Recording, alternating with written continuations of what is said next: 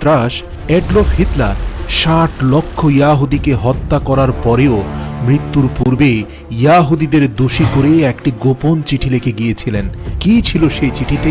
কেন তিনি মৃত্যু নিশ্চিত জেনেও তার বান্ধবীকে মৃত্যুর ২৪ ঘন্টা পূর্বে বিয়ে করেছিলেন? কেন তার স্ত্রী তার সাথে বিষ খেয়ে আত্মহত্যা করে? অ্যাডলফ হিটলার ও ইয়াহুদি নিধন নিয়ে অজানা আরও তথ্য জানতে ভিডিওটি শেষ পর্যন্ত দেখুন। অস্ট্রিয়ার বেভিরিয়ার মাঝামাঝি ব্রানাউ নগরীতে ১৮৮৯ সালের ২০ এপ্রিল হিটলার এক দরিদ্র পরিবারে জন্মগ্রহণ করেন। হিটলার ছিলেন তার বাবার তৃতীয় স্ত্রীর তৃতীয় সন্তান। ছোটবেলা থেকেই হিটলার ছিলেন একঘেয়ে, জেদি এবং রকচটা।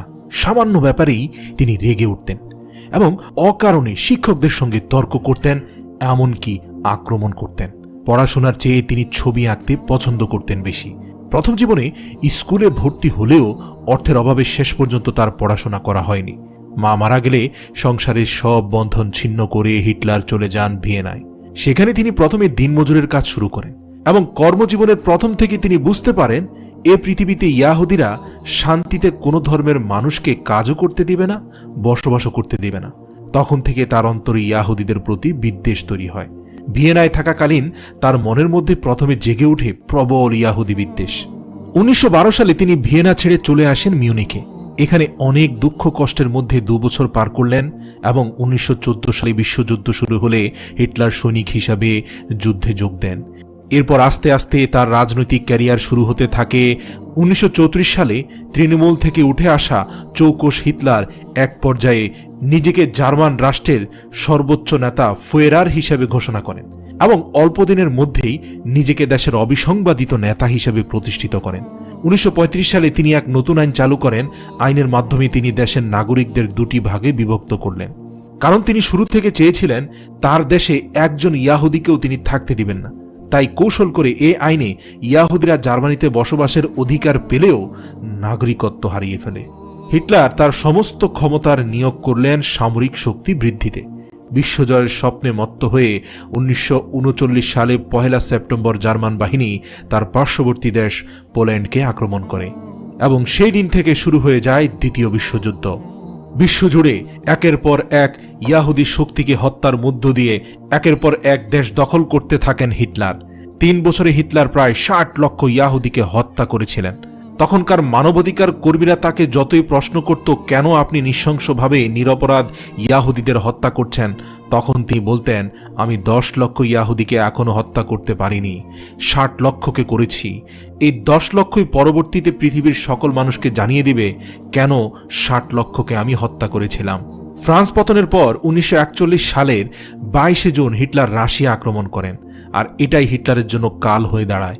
প্রথম দিকে জার্মান বাহিনী সর্বোচ্চ জয়লাভ শুরু করলেও মিত্রশক্তি যখন সম্মিলিত হয়ে অগ্রসর হতে শুরু করে, তখন আস্তে আস্তে হিটলারের বাহিনী পিছু হটতে থাকে। ২৯ এপ্রিল হিটলারের সর্বশেষ ভরসা স্টেইন এর সৈন্যবাহিনী ধ্বংস হয়ে যায়, যারা ছিল সবচেয়ে চৌকস বাহিনী। হিটলার তখন বুঝতে পারেন তার স্বপ্ন চিরদিনের মতোই শেষ। বার্লিনের শেষ প্রান্তে রুশ বাহিনীর কামানের শব্দ শোনা যাচ্ছে। এই পরিস্থিতিতে হিটলার তার সঙ্গিনী ইভাকে বার্লিন ছেড়ে চলে যাওয়ার প্রস্তাব দেন, কিন্তু ইভা তা গ্রহণ করেননি। ২৯ এপ্রিল মধ্যরাতে বাংকারের মধ্যেই ছোটখাটো আয়োজনের মধ্য দিয়ে হিটলার ইভাকে বিয়ে করেন। বিয়ের পর হিটলার তার সঙ্গীতের সঙ্গে শ্যাম্পেইন পান করেন। ভাবা যায় কতটা বিকৃত মস্তিষ্কের লোক হলে মৃত্যু নিশ্চিত জেনেও শ্যাম্পেন পান করতে পারে, আবার বিয়েও করতে পারে। এবং মৃত্যুর কয়েক ঘন্টা পূর্বে ঠান্ডা মাথায় ২টি চিঠি লেখেন। একটি চিঠিতে তার সকল কর্মকাণ্ডের জন্য দায়ী করেন ইয়াহুদিদেরকে। সেখানে তিনি লিখেন, পৃথিবীর জন্য হুমকি স্বরূপ একটি জাতি, তারা হলো ইয়াহুদি। আর অন্যটিতে নিজের সব সম্পত্তি তার পার্টিকে দান করে যান, তথা পুরো জার্মান রাষ্ট্রটাকে দান করে যান। ৩০ এপ্রিল ১৯৪৫ সাল বার্লিনের চারদিক অবরোধ করে ফেলেছে লাল ফৌজ। হিটলার বুঝতে পারেন যে কোনো মুহূর্তে তিনি লাল ফৌজ বাহিনীর হাতে বন্দী হতে পারেন। ওই দিন বিকাল ৩:৩০টার দিকে তিনি বাংকার থেকে ৫০০ মিটার দূরে গিয়ে তার সহযোগীদের সঙ্গে শেষবারের মতো দেখা করে এলেন।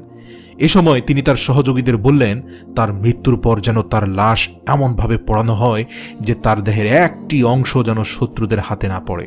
এর কিছুক্ষণ পরে গুলির শব্দ শোনা গেল। হিটলার নিজেই পিস্তল দিয়ে আত্মহত্যা করলেন, আর এর আগেই তার সদ্য বিবাহিত বউ ইভা বিষপান করে দুজনে হাতে হাত মিলিয়ে আত্মহত্যা করেন। চারদিক থেকে তখন গোলা এসে পড়েছে। তখন হিটলারের দুই সেনা তার মৃত্যুদেহ কম্বল দিয়ে মুড়িয়ে বাগানে নিয়ে এলো। সেই অবস্থাতেই তাদের পেট্রোল ঢেলে আগুন লাগিয়ে দেয়া হলো। গোটা বিশ্ব যখন ধ্বংস